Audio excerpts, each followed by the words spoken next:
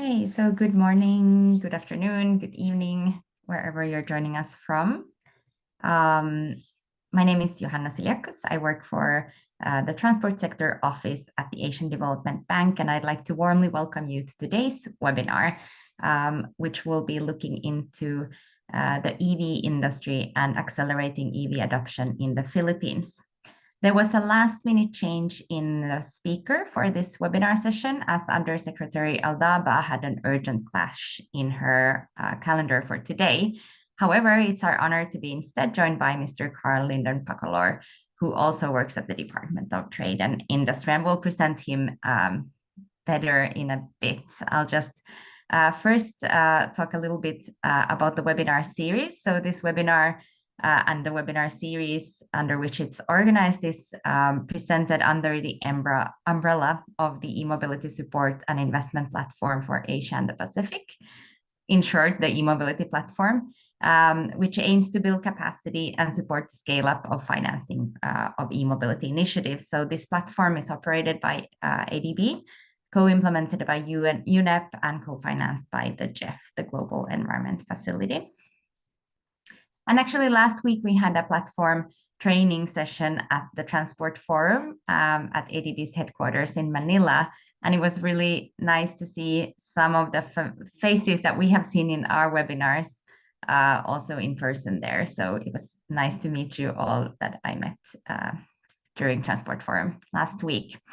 If you want to, I guess most of you have heard this already, but we still want to market our e-mobility community survey under the platform for us to understand better what are your kind of interests as part of this community. So if you want to fill in this survey and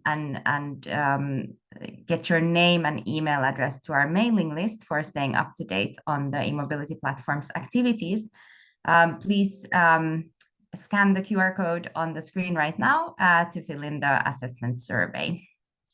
We'll also share a link to this survey in the chat in a bit. Okay, so as part of this webinar series, we have been arranging webinars every 2 weeks, the past almost full year or so. So you can see the upcoming webinars now on the screen. Our next webinar taking place in 2 weeks' time is with Ms. Shritu Shrestra from the Wuppertal Institute to present the role of urban living labs to accelerate EV adoption in emerging economies. We'll share the registration link to that webinar in the chat in a bit. And although this lineup looks a bit short at the moment, no worries, there's more webinars coming your way. However, we expect to go on a mid-year break, actually after the end of June, so after the second webinar you can see on the screen. We'll be back with more webinars around the end of August, so we'll keep you posted on that. So Tom Fleming from our implementing partner, Integrated Transport Planning, who you've also seen on these webinars, a familiar face, will be moderating also today's session. So let me hand over, Tom, to you to take us through the webinar. Thanks so much again. Thank you, Johanna, and hello, everybody. So just to begin, as usual, with a few house rules. So first of all, microphones will remain muted throughout the course of the webinar, unless you are invited to speak. And if you do have a question for today's speaker, Carl, please post it in the Q&A function, and we'll pick them up at the end of the session as part of the Q&A. Next slide, please. So I'm really pleased to introduce today's speaker, Carl Linden Pacolor, who is Division Chief at the Department of Trade and Industry Philippines. Carl leads innovation initiatives for enterprises of all sizes, including startups. He's also responsible for implementing 2 pieces of innovation legislation, the Philippine Innovation Act and the Innovative Startup Act, to help develop and prepare the Philippines for the industries of the future. Prior to joining government, Carl was Director Secretary of the Electric Vehicle Association of the Philippines, and he was also Technical Services Manager at a new tricycle manufacturing company, also in the Philippines. And in this webinar, Carl will provide a window into the activities and efforts being undertaken to develop an EV industry in the Philippines. So without further ado, Carl, I'll hand over to you. Thank you, Tom, and of course, ADB for organizing this and inviting us, DTI, to, of course, share our experiences and present some of the initiatives of the Philippine government, of course, one of which is spearheaded by DTI in terms of developing the EV industry here in the country. And to start this, let me share my presentation.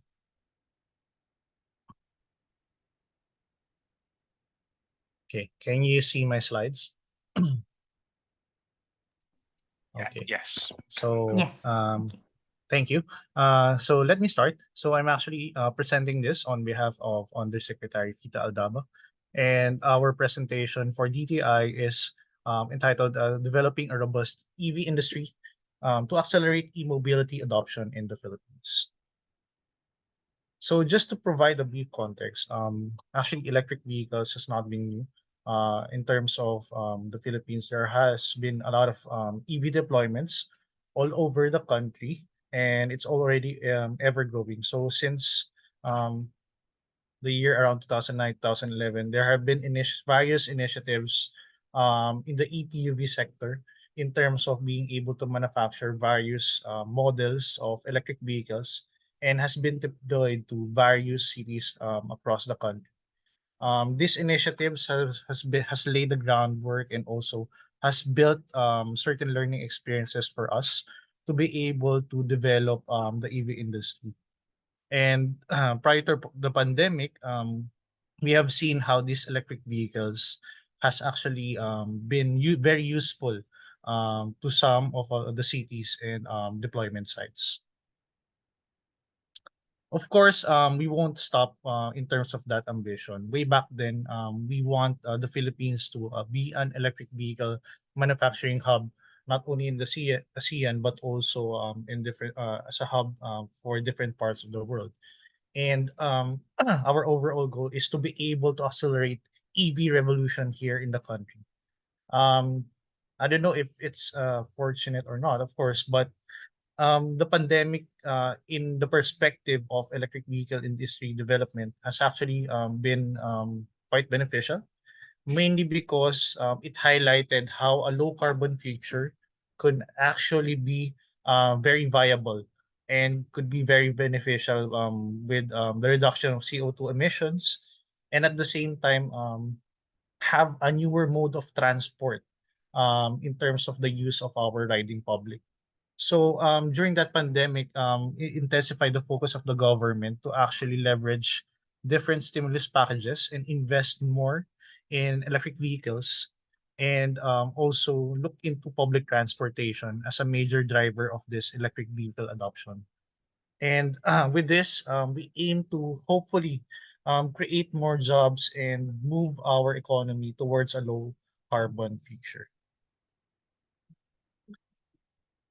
And with that, we have worked for so many years in terms of being able to actually craft enabling policies and legislations, which are very critical. If you see in other countries, these policies and legislations, and even incentives has actually driven other countries' initiatives for electric vehicle manufacturing and adoption. So in the Philippines, we're fortunate enough that we've already enacted, of course, the EVIDA, or the Electric Vehicle Industry Development Act, which actually has been a critical legislation to be able to open the gates for EV adoption here in the Philippines. And it's actually mobilized different government institutions to put focus and put some resources in terms of being able to do industry development, R&D, and also provide the necessary incentives. And under this, of course, we were able to craft a comprehensive roadmap for EV industry. So this defines our specific targets and specific actions in order to ensure a just transition for an electrified transport sector here in the country. With this EVIDA, it also be able to us to provide a guiding framework, and also pushes us to be able to provide incentives for EV manufacturing. So this is where DTI plays a major part, especially in being able to incentivize those manufacturers who are willing to do parts and components of electric vehicles, and at the same time do assembly of actual vehicles in the country. But aside from that, it made available of different incentive packages like income tax holidays, duty-free importation, and other enhanced deductions.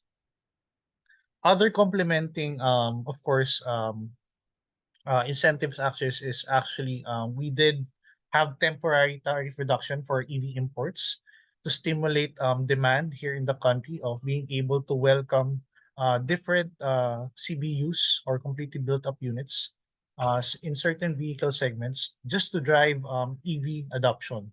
And this is to make aware of the general public of the benefits of using electric vehicles, and at the same time have that notion that electric vehicles are worthy to be alternatives vehicles for the future. And as you can see, we'll also zero the excise tax already for battery electric vehicles.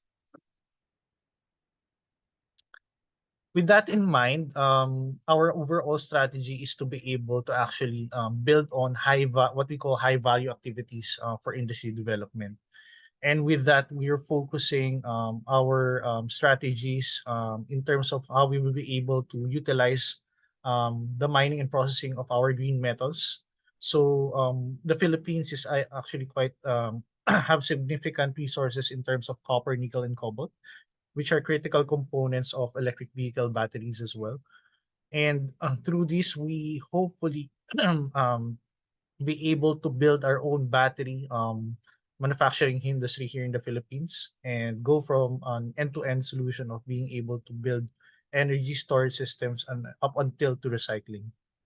Of course, we also want to leverage our capabilities in automotive and electronics. So one of our key actually industry sectors are in electronics and parts manufacturing, and being a key contributor in our economy, especially for exporting these types of products. We hope to develop a more robust electronics industry sector in the Philippines. And of course, our ambition of being able to assemble our own and probably build certain electric vehicle segments, especially on EPUV, where we see the Philippines to be one of the key major players in the region.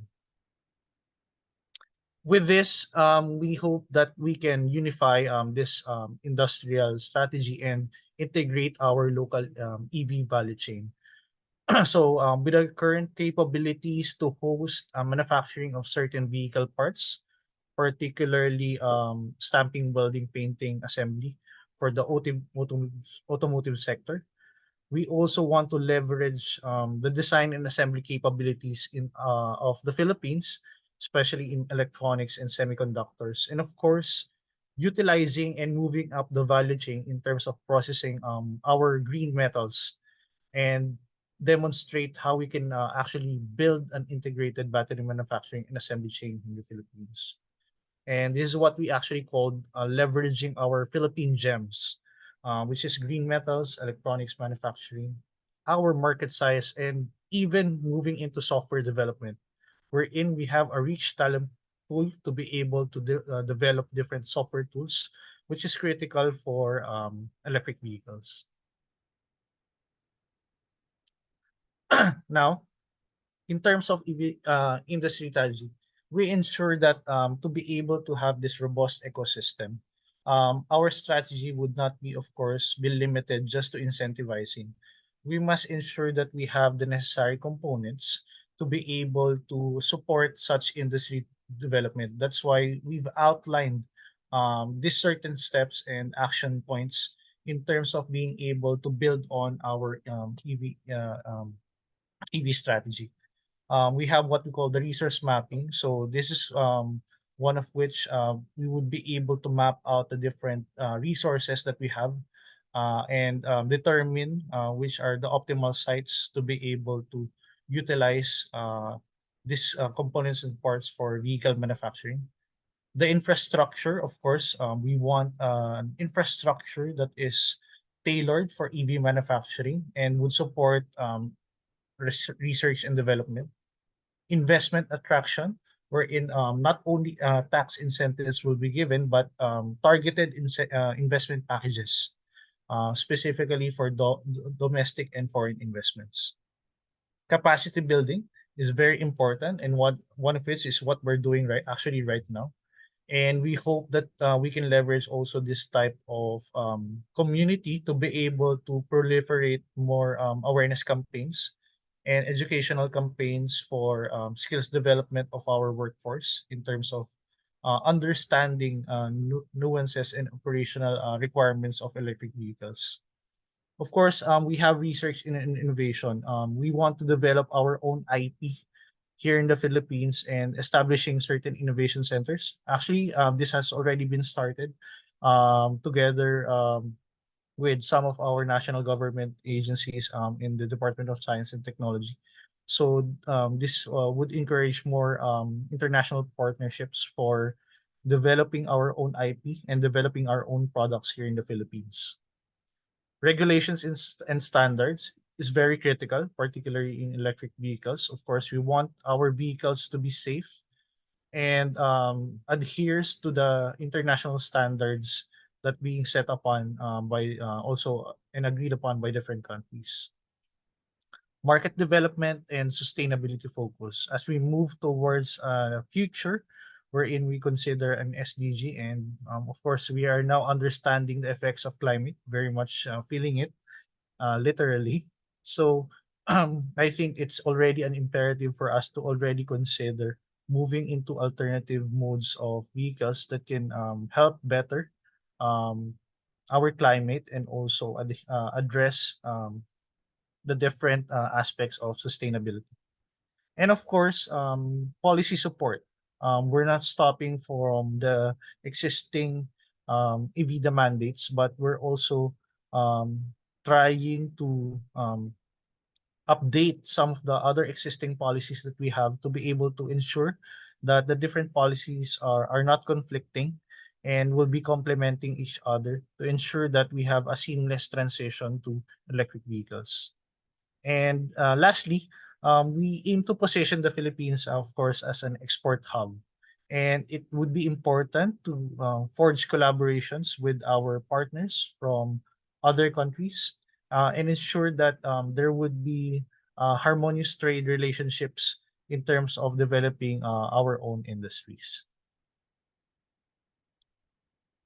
Now, I would like to put a critical focus in particular to one of our key strategies, and our ambition actually is to be able to build our own EVs, particularly in the segment of electric PUV. We understand this is one of the key segments that the Philippines can actually work on, especially that EV technology has less and simpler parts.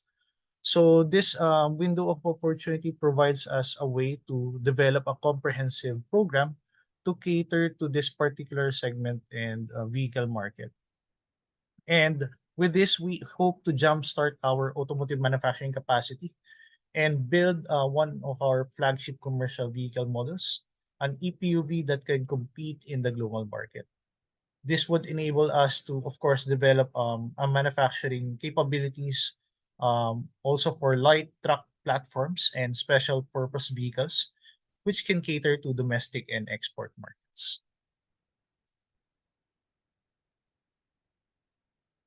And for this to work, of course, under the EVIDA, just to highlight some of the other non-fiscal incentives that we've been implementing to jumpstart and catalyze electric vehicle adoption. Of course, demand generation, having a mandatory of EV share in corporate and government fleets. I believe some of the other agencies are already starting of or have already adopted this policy. We have seen a number of dedicated parking slots with already charging stations, and it's growing by the number. So we hope to see more dedicated parking slots for our EVs to have that peace of mind for our end consumers and have a way for them to charge their electric vehicles. Other fiscal incentives would include priority registration, exception for coding schemes, expeditious parsing of franchises, and allowing of employment for foreign nationals. Of course, we also ensure that consumers have a good way of being able to secure EVs. There are loans for consumers and discounts on registration fees and charges. And as earlier mentioned, critical for us in terms of supporting industry is, of course, human resource development.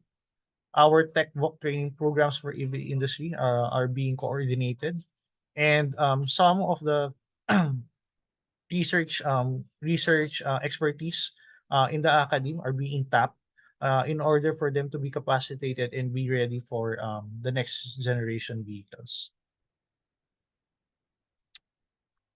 Now, looking forward, there was actually a recent report, of course, an IEA in terms of global EV outlook, and the IEA typically presents new projections and new trends in the EV industry. So, in the recent report, they say that global EV sales could actually reach more than 17 million in 2024, and this already accounts for 20% of total vehicle sales. So we see that EVs has actually already gained significant ground in terms of vehicle sales.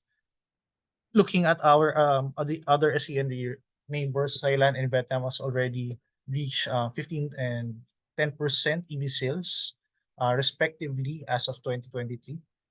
And based on policies, every car sold globally by 2035 would actually be EVs. And not only that, the electric vehicle industry opens actually another segment wherein battery manufacturing is actually quite have a significant demand, and we see that once we develop our battery industry here in the Philippines, it would not only serve the electric vehicle industry but also and the energy storage market. So just some local numbers. Of course, right now we have around 14 million registered vehicles here in the country, and though still relatively small compared to other countries, we want to see an acceleration of total registered EVs in the country. We have seen a number of brands already coming here in the Philippines as well, and we hope that this will be growing in the next couple of years as we target in our CREVI of almost 6.25 million EVs by 2040.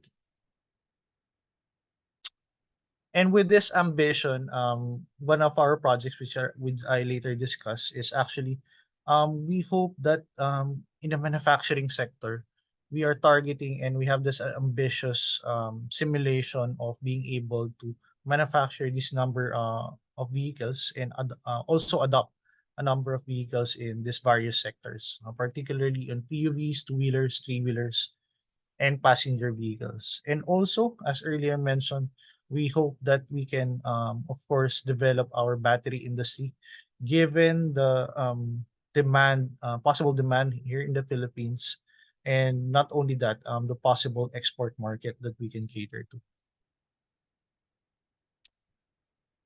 With that, let me also discuss, of course, our ongoing project with UNIDO, and in partnership, of course, with Clean Air Asia, that we have launched this e-mobility as a project wherein we want to scale up our EV and charging deployment to certain cities in accordance to what we want to achieve of being able to develop an electric vehicle incentive strategy.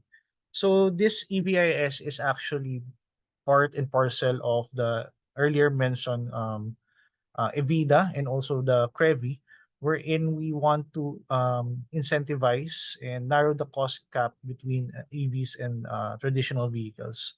So this will enable the shift from our ICE engines to our electric vehicles.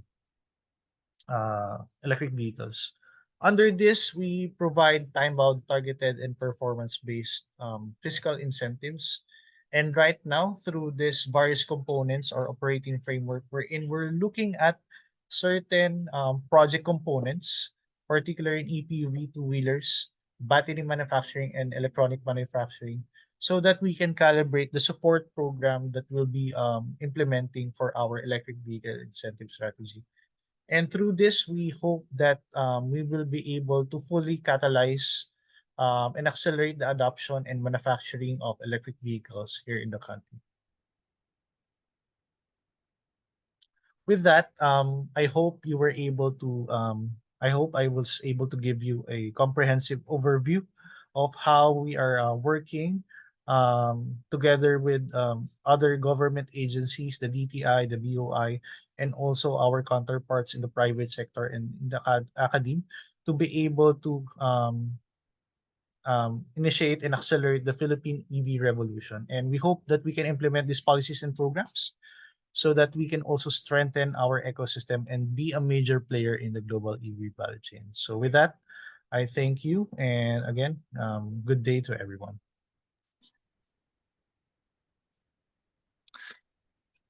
Thank you so much, Carl. That was really interesting overview you gave there into activities in the Philippines. And it's exciting to learn about your plans for EV industrial development and also to see some of the progress that's been made already, a range of policy strategies and market incentives to promote EVs. I can see that the questions are starting to come through already, which is great. If anyone has anything they'd like to ask, please do post the question in the Q&A box, and I will pick them up. So just to kick things off, I wanted to ask about the barriers and the challenges that you face in terms of building the EV industry ecosystem in the Philippines. What have been the kind of key challenges that you face so far?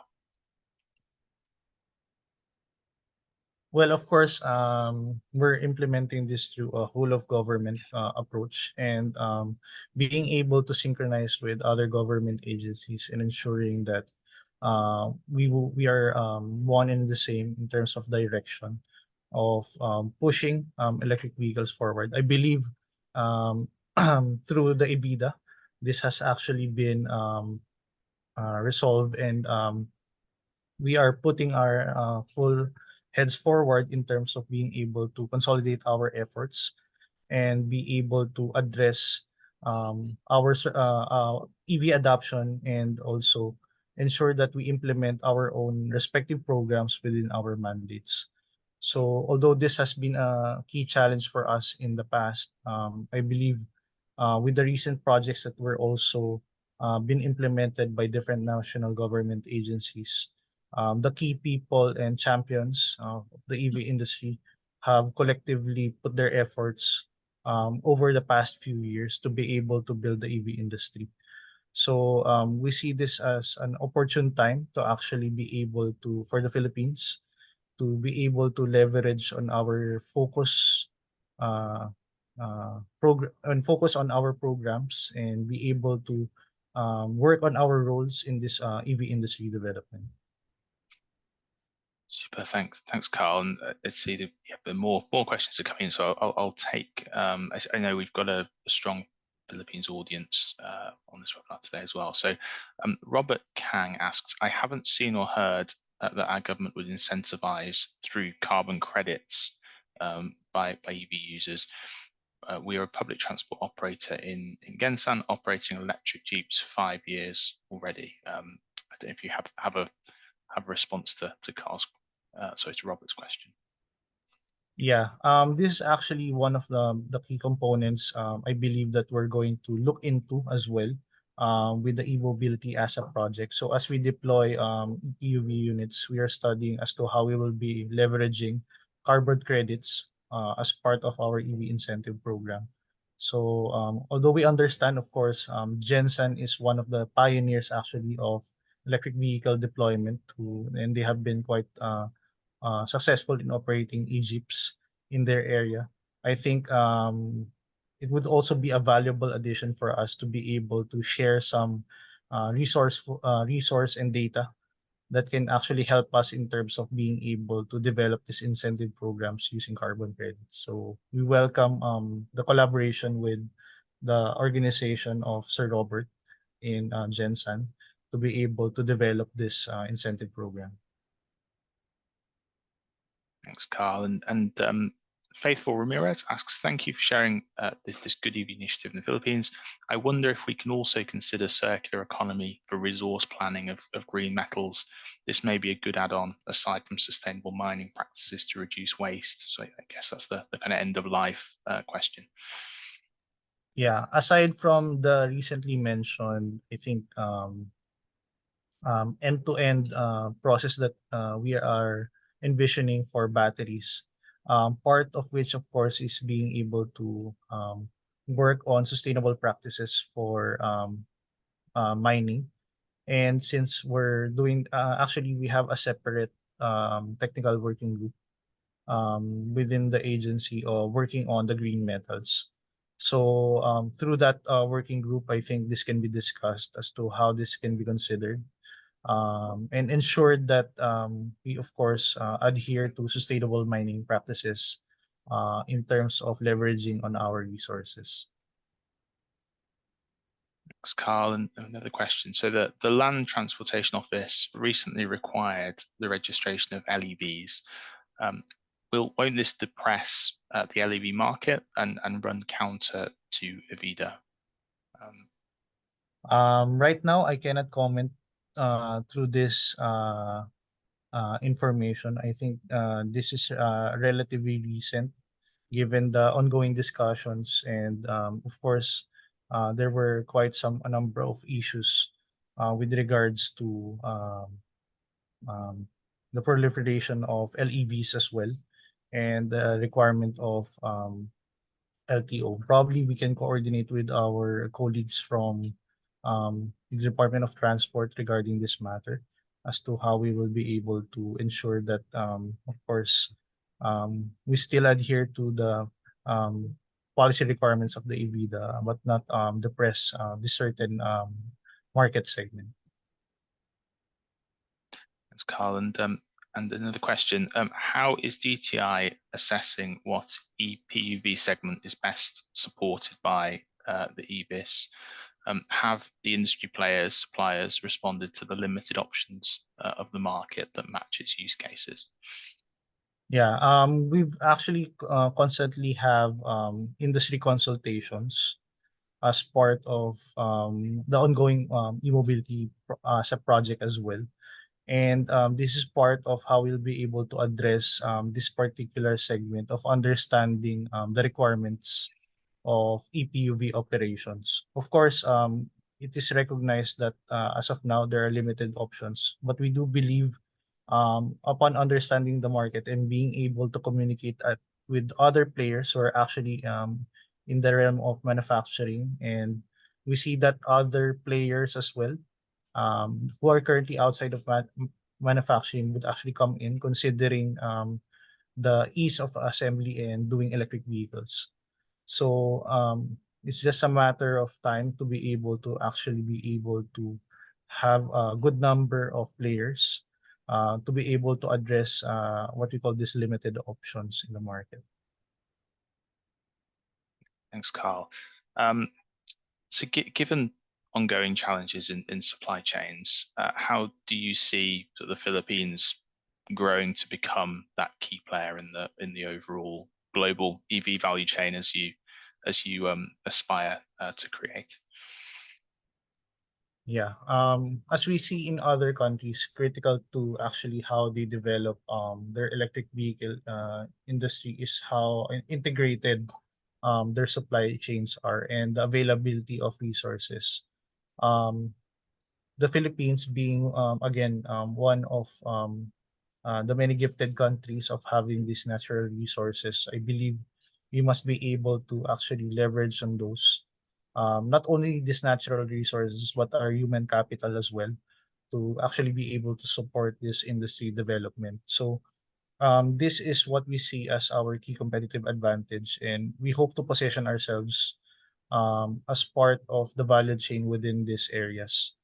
Our current strengths are evidenced through, of course, how our manufacturing capabilities have fared as well so far, specifically in electronics. We also see this as a key driver of our industry development, and we want to expand our capabilities from the current products that we are being developed in our electronics industry sector. So hopefully, if all goes well and um, with the help of our partners, both in the industry and the academy, we will be able to also dive deeper to how we will be able to really incentivize and support these industry segments or sectors so that we'll be able to push the Philippines as a key player in the global EV value chain. Brilliant. Thanks, Carl. And I'd encourage everyone to continue to send the questions in. They've been really good so far.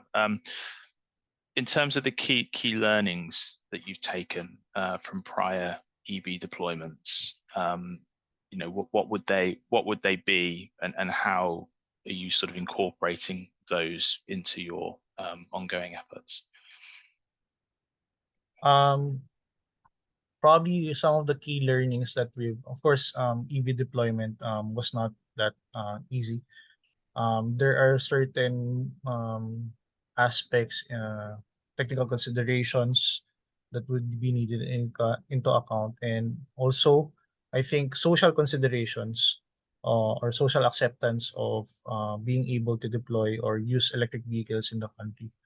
Learning from prior experiences, it's not that easy to be able to actually introduce electric vehicles, particularly for those who are buying it here in the Philippines, especially in that specific segment, mainly because electric vehicles are understandably cost higher than traditional ICE vehicles. So being able to communicate as to how it's actually way more efficient and over the long run would be more um, financially viable for our stakeholders is one of the I think challenges that we try to overcome, and I think we have learned through time as to how we'll be able to communicate better. And also, given that time, who actually for people who have already experienced um, riding or working on electric vehicles, I think they would understand and see better the benefits and communicate better the benefits. So from these learnings, I think, and we try to collate all this data and use these use cases to better communicate the benefits of using electric vehicles and make them understand that in the near future, this is probably a vehicle worth betting on and also worth being able to be adopted here in the country. Thanks, Carl. And I wanted to ask you about how DTI sees the, I guess, the relationship between battery electric and hydrogen as well, and whether hydrogen is something that you're actively investing in for transport or not, whether the future is you see it battery electric. I noticed e-trucks was something you were exploring, for example. Just be good to get your reflections on that debate. Yeah, I think in terms of that technology, of course, we have to see first whether we have the actual resources and capabilities to be able to handle such technology in terms of that, and in terms of the maturity of that technology. Although we have seen other countries who have actually implemented different use cases of utilizing hydrogen, both for public transport and also private vehicles. I think under having that critical mass and also having that capability here in the country to understand better the technology would be key for us to have that confidence to also look into that technology. So I think those are critical components for us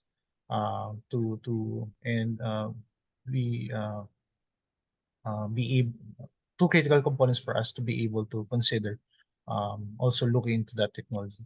Of course, we're not closing our doors. Technology development uh, is changing very fast. So if that's something that we need to look into in the near future, I think we would be very much welcome to do as well. Okay, thanks, Carl. There's still some uncertainties around hydrogen. I fully appreciate that. Good to get your perspective on from the Philippines. I have one final question, unless anyone else would like to chip in, and that just relates to sort of other areas of, I guess, complementary industrial development that you're looking into in the Philippines to support e-mobility. I know you talked earlier about electronics and software, for example, forming part of that ecosystem. Is there anything else that you're actively investing in with an e-mobility lens? Yeah, I think aside from electric, it's really on batteries being it the heart component of the electric vehicles. And since it's one of the major cost drivers of an electric vehicle, I think it would be very critical for us to better understand how we'll be able to develop new technologies within that realm, and be able to actually hopefully develop our own here in the Philippines. As you mentioned, if hydrogen is one of the key technologies is being looked at, there are also other alternative battery solutions that's already in other chemistries already emerging simultaneously with current chemistry like lithium ion. So um, all those types of developments are moving in parallel with what we're doing right now. So it's up for us to see, and it's exciting actually as to see to those types of developments in the near future. Brilliant, thanks, Carl. And we have another question come in from Mark, which is: are there any thoughts about providing tools or building capacity to adopters to assess the business case of ePUVs in their business or services? Sorry, can you repeat the question, Tom? Sorry, are there any thoughts about providing tools or building capacity to adopters to assess the business case of ePUVs in their business or services? Yeah, I think we have certain components in our current project with Unido, who will be able to provide the necessary tools and be able to share these business cases. Of course, the overall goal of that project is to be able to also assess how to make good use of the business case that we are going to develop, and actually share it to the public. And we want, as mentioned earlier, we want to capacitate more of our people of how to better understand and operate electric vehicles. This is to ensure that we are consistent with our um, initiatives to be able to reach our targets of adopting more electric vehicles in the country. Brilliant. Thanks, Carl. And I see a sort of remark from Robert in the Q&A as well, who says, I wish to see we accelerate e-mobility, the pilots in particular, like Jinsan.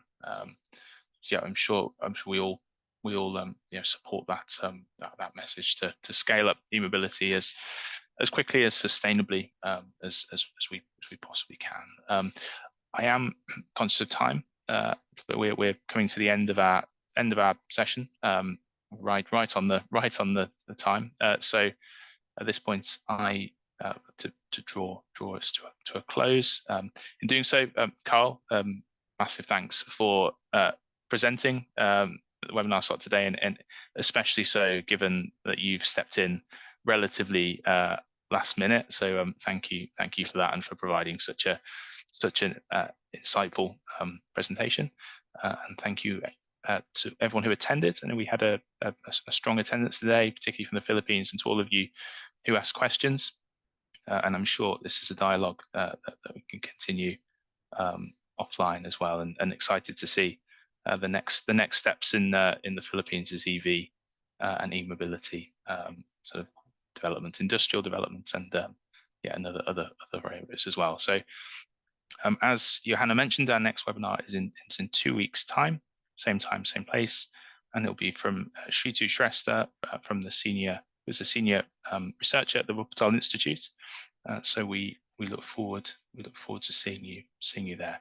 And the recording of this webinar will be available on ADB's YouTube, ADB Transport's YouTube channel as well. So do keep a lookout for that. But otherwise, thank you, and I wish you a pleasant rest of your day wherever you are, and whatever time zone you're in. So thank you, and goodbye.